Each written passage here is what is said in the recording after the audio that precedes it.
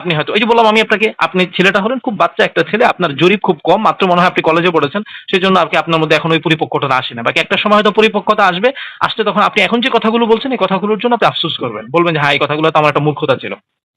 বুঝতে পেরেছেন? তো বাকি আমি যে জিনিসটা আপনাকে বুঝাতে চাচ্ছি সেটা হলো যে জি আপনি বলেন। নিজের পেটের জন্য চান, যার কাছেই চান, আপনি হ্যাঁ। বাপের কাছে চান আর যার কাছেই চান, কিন্তু যে হুম। মোহতামিমের কথা বলেন বা সেই ছেলেটার কথাই বলেন না কেন, সেই ছেলেটা নিজের পেটের জন্য চায় না, সে কোরআন এবং হাদিসের জন্য চায়।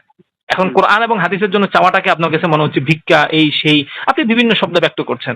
এখন আপনার কাছে যদি কোরআন ও সুন্নাহর দরদ থাকতো, আপনার কাছে যদি কোরআন ও সুন্নাহর মানে মহাব্বত থাকতো, তাহলে আপনি এই কথা বলতেন যে ভাই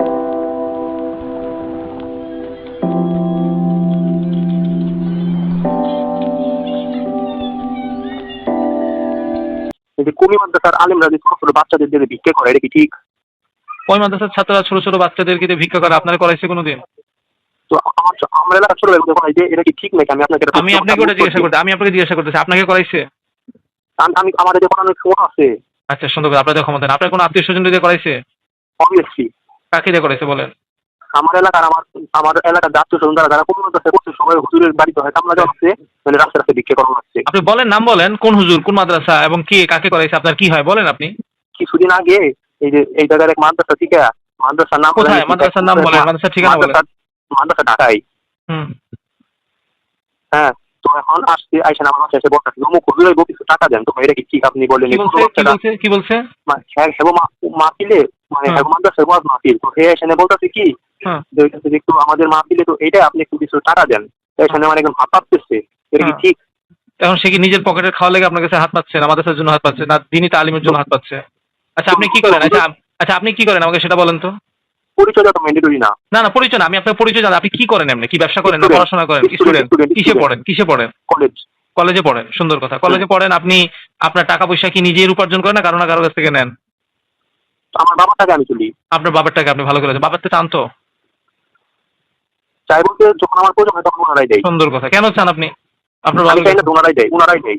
আচ্ছা আমার চাইতে হয় না, ভিক্ষা করতে হয় না, ভিক্ষা করতে হয় না। আচ্ছা আপনার ভালো কথা, আপনার ভিক্ষা করতে, আপনার পাশে কি মসজিদ আছে না নাই? না আছে। মসজিদের মধ্যে কি দান বাক্স দেয় কি দেয় না?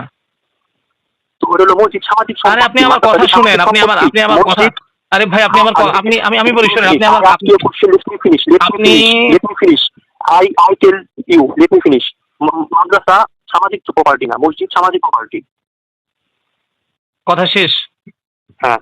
আপনার আব্বা দান করে? হ্যাঁ। আপনার আব্বা দান করে? হ্যাঁ। আপনি দান করেন? হ্যাঁ করি। সুন্দর কথা। এখন কথা হলো সিম্পল কথা, প্রথম কথা যেটা, সব মাদ্রাসা আলহামদুলিল্লাহ এটা করে না, কারণ আমার প্রতিষ্ঠানের মধ্যে এই ধরনের কোনো কাজ কখনো হয়ও নাই, আর এই পর্যন্ত হয় নাই, হবেও না। বাকি কিছু প্রতিষ্ঠানের মধ্যে তারা হয়তো বা জিনিসটা এটা করে থাকেন, কিছু প্রতিষ্ঠান।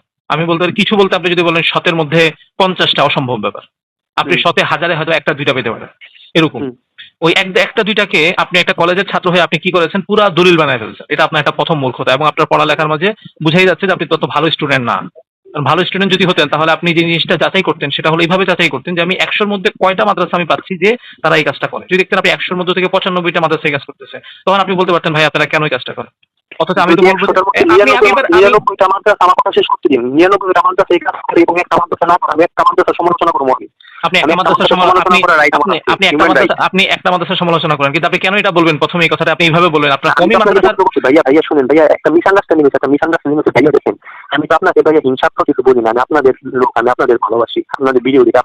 আমি আপনাকে একটা প্রশ্ন করছি, তো আপনি যে ভিডিওটা যে আমি প্রশ্ন করছি কি, প্রশ্নটা যে বাচ্চাদেরকে যদি ভিক্ষা করে আমার নিজের কাছে একটু খারাপ লাগে। আচ্ছা সুন্দর কথা। বাচ্চাদেরকে যে আমি তো বলতেছি বাচ্চাদেরকে যে ভিক্ষা করায়, যে কথাটা আপনি বললেন বাচ্চাদেরকে ভিক্ষা করে, কয়টা প্রতিষ্ঠান করে? অনেকগুলা বলতে আমি বুঝাতে চাচ্ছি আপনার শতের মধ্যে কয়টা পেয়েছেন? আমি এখন পর্যন্ত অনেকগুলো মাদ্রাসা দেখছি। যদি অনেকগুলা বলতে আপনি বলেন কয়টা? Majority doesn't matter, majority doesn't matter, majority তো ভাই ম্যাটার না। আরে আপনি শুনাই বলেন, আপনি বলেন, আপনি বুঝতে পেরেছেন আপনার পড়াশোনার মধ্যে ওরকম এখনো মানে পরিপক্কতা আসে নাই। যে কোনো জিনিসের কখন জরিপ যদি করতে হয় তাহলে সেই জরিপটা ব্যাপকভাবে করতে হয়, এটা কথার কথা। যেমন ধরেন আপনি দুইটা বাথরুমের মধ্যে গেছেন, দুইটা বাথরুমের মধ্যে গিয়া আপনি দেখছেন দুটো বাথরুমের মধ্যে ময়লা আছে, এখন আপনি বের হয়ে এসে বললেন কি যে মানে সব বাথরুমের মধ্যে দেখি ময়লা, আমি তো সব মাদ্রাসার কথা বলি না, আমি আপনার কথা আমি দুই একটা মাদ্রাসা করাই, দুই একটা মাদ্রাসা করাই, দুই একটা মাদ্রাসা দলিল পাইলো। দুই একটা মাদ্রাসার বিষয়টা, দুই একটা মাদ্রাসার যে বিষয়টা, এই বিষয়টা হলো এটা আমরাও বলি, অন্যরাও বলেন ভাই জিনিসটা না করা, আমরা আমাদের নিজেদের প্রতিষ্ঠানের মধ্যে করি না। আমি বলি এখন এই বিষয়টা যেটা, সেটা হলো যদি কেউ করেও থাকেন, সে কিন্তু আসলে নিজের স্বার্থের জন্য কেউ করে না। এই যে আপনাকে বলেছে, এই যে আপনাকে যে কথাটা বলেছে, একটা ছেলে এসে আপনাকে বলেছে যে ভাই আমাদের একটা মাহফিল হবে, মাহফিলের জন্য আমাদেরকে কিছু দান করেন। সে কিন্তু ভাই আপনি যেমন আপনার বাপের কাছে বসে থাকেন যে বাবা আমি একটু স্কুলে যাবো, আমার একটা 100 টাকা দেন, বাবা আমি একটু চকলেট খাবো, আমার 100 টাকা দেন। হ্যাঁ, আমার কথা শুনেন, আরে আপনি আমার কথা শুনেন, আপনি যেটা বলি সেটা শুনেন। আপনি তো আপনার বাপের কাছে কেন যান? আপনার বাপের কাছে আপনি আপনার নিজের পেটের জন্য যান। আর সেই ছেলেটা যে আপনার কাছে গিয়েছে, সে কিন্তু নিজের পেটের জন্য যায় না। সে কেন গিয়েছে? মাহফিল মানে হলো কোরআন সুন্নাহর বার্তা শোনানো হবে। তো কোরআন সুন্নাহর বার্তা শোনানোর জন্যই কিন্তু ছেলেটা আপনার কাছে গিয়েছে। সেটা কিন্তু আপনার কাছে যাই কথা বলে না যে ভাই আমি তো আপনার খাইতে পারতেছি না, আমার 2 টাকা দেন। কিন্তু আপনি আপনার বাপের টাকা চলেন, সেটা ঠিক আছে, কিন্তু বাপের কাছে কেন চান? আপনি নিজের পেটের জন্য চান। ওই ছেলেটা তো নিজের পেটের জন্য চায় না। সেই ছেলেটা কেন চেয়েছে? সেই ছেলেটা এই জন্য চেয়েছে ভাই এখানে একটা কোরআনের বার্তা শোনানো হবে, একটা কোরআনের মাহফিল হবে, আপনি আমাকে কিছু দান করেন। আরে ভাই আপনার কাছে সে তো নিজের পেটের জন্য চায় না, সে কোরআনের বার্তার জন্য চেয়েছে আপনাকে।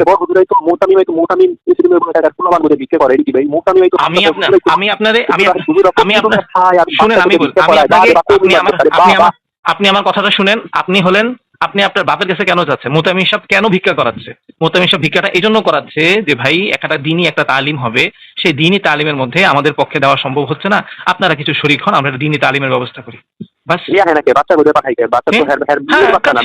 সেও কি বলছে সে জানে বহু এটা আপনি হয়তো ওই যে বললাম আমি আপনাকে, আপনি ছেলেটা হলেন খুব বাচ্চা একটা ছেলে, আপনার জরি খুব কম, মাত্র মনে হয় আপনি কলেজে পড়েছেন, সেই জন্য আপনার মধ্যে এখন ওই পরিপক্কতা আসে না। বাকি একটা সময় তো পরিপক্কতা আসবে, আসলে তখন আপনি এখন যে কথাগুলো বলছেন এই কথাগুলোর জন্য আপনি আফসোস করবেন, বলবেন যে হ্যাঁ এই কথাগুলো তো আমার একটা মূর্খতা ছিল। বুঝতে পেরেছেন? তো বাকি আমি যে জিনিসটা আপনাকে বুঝাতে চাচ্ছি সেটা হলো যে আপনি নিজের পেটের জন্য চান, যার কাছে চান, আপনি বাপের কাছে চান না যার কাছে চান, কিন্তু যে মোতামিমের কথা বলেন বা সেই ছেলেটার কথাই বলেন না কেন, সেই ছেলেটা নিজের পেটের জন্য চায় না, সে কোরআন এবং হাদিসের জন্য চায়। এখন কোরআন এবং হাদিসের জন্য চাওয়াটাকে আপনার কাছে মনে হচ্ছে ভিক্ষা, এই সেই, আপনি বিভিন্ন শব্দ ব্যক্ত করছেন। এখন আপনার কাছে যদি কোরআন ও সুন্নাহর দরদ থাকতো, আপনার কাছে যদি কোরআন ও সুন্নাহর মানে মহাব্বত থাকতো, তাহলে আপনি এই কথা বলতেন যে ভাই আমাদের এখানের মধ্যে কোরআন সুন্নাহর একটা মজলিস বসবে, ঠিক আছে যাই, যত খরচ আছে সব খরচ আমি নিজে দিয়ে দিই। কিন্তু আমি কথা শেষ করি। একটা কথা বলি ভাইয়া, দেখেন আমি দেখছি কি আবার অনেক কটূক্তি করে ওই টাকাটা নিয়ে ধরেন 10,000 টাকা তুলছে, 5,000 টাকা নিজে খায়, 5,000 টাকা ওই মাহফিলের পিছনে দেয়। আপনি এত দিক গেলে হবে। এই দেখেন আমি বলি আপনার পরিপক্কতার মধ্যে কত সমস্যা সেটা দেখেন। আপনি প্রথমে কি বলেছেন? প্রথমে আপনি বলেছেন যে ছাত্রদেরকে দিয়ে ভিক্ষা করায়, যখন আমি আপনাকে এটার ব্যাখ্যা দিলাম, ঠিক আছে। এখন আপনি বলছেন কি যে যেই টাকাটা আসে সেই টাকাটার অর্ধেক টাকা সে খায়, অর্ধেক টাকা দিয়ে সে মাহফিল করে। হ্যাঁ, এটা তো আমি বলি শুনেন, এখন আপনি যে কথাটা এখানে বলেন এই কথাটা দর্শনীয়, এটা খারাপ, সেটা ঠিক আছে, কিন্তু এই কথাটা আপনি যে বলেছেন আন্দাজে বলেছেন, বুঝতে পেরেছেন বিষয়টা? এটা আপনি বলেছেন সুস্পষ্ট আন্দাজে বলেছেন আপনি এই কথাটা, বুঝতে পেরেছেন? এখন আমি আপনাকে বলি যে আপনার সমস্যাটা দেখেন, আপনি সমস্যাটা বুঝতে পেরেছেন? আপনি প্রথমে বলেছেন যে সে ছেলেটা আমাদেরকে ভিক্ষা করে, মানে ভিক্ষা করাটাই সমস্যা। পরে যখন আমি বললাম আপনাকে যে আপনি নিজেও আপনার বাপের কাছে ভিক্ষা করেন নিজের পেটের জন্য, কিন্তু মাদ্রাসার ছেলেটা নিজের পেটের জন্য ভিক্ষা করে না।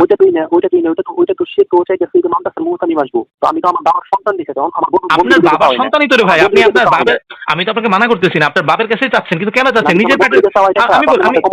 আমার কথা শুনে আপনি আপনার বাপের কাছে চাচ্ছেন কেন? আপনি এটা বলতে পারেন।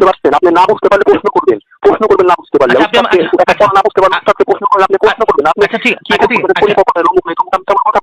আচ্ছা আমি আপনাকে প্রশ্ন করি, আপনি তো আমাকে বুঝান। হ্যাঁ, আপনার প্রথম প্রশ্ন ছিল বাচ্চাদেরকে দিয়ে কেন ভিক্ষা করানো হয়, 1। 2 নম্বর প্রশ্ন হলো আপনার যে মোতামিম সাহেব যে টাকা আসে এর অর্ধেক সে খায় আর অর্ধেক হলো মানে অন্যকে খাওয়ায়। এখন এই দুইটা প্রশ্ন কি একই জিনিস না দুইটা ভিন্ন জিনিস, এবং কোনটার উপর আপনার আপত্তি?